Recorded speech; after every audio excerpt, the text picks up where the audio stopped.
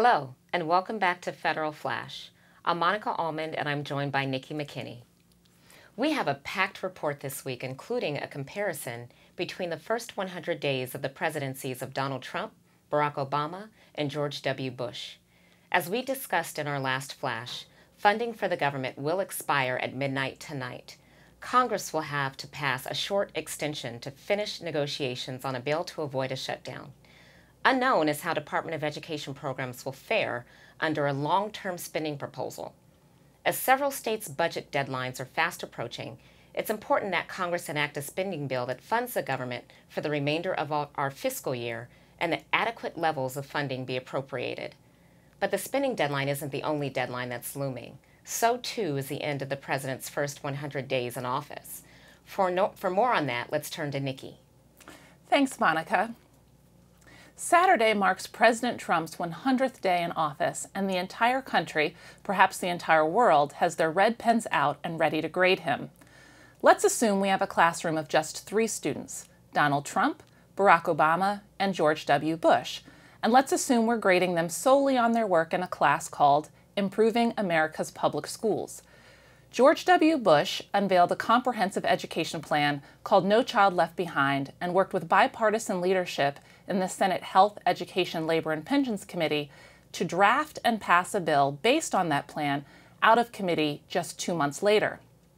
The bill wouldn't be enacted until late 2001, but the early work of the administration laid the groundwork. Barack Obama had signed the economic stimulus package into law, providing more than $110 billion for public education, established new education reform efforts aimed at improving outcomes for students, and put forth a budget proposal designed to increase college access and affordability.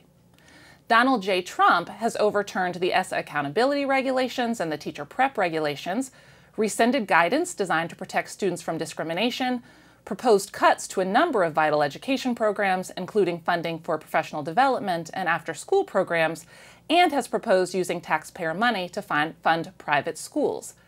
Whether you believe in the importance of the 100-day milestone or in giving letter grades to students, measuring the progress of the President of the United States is meaningful to many Americans.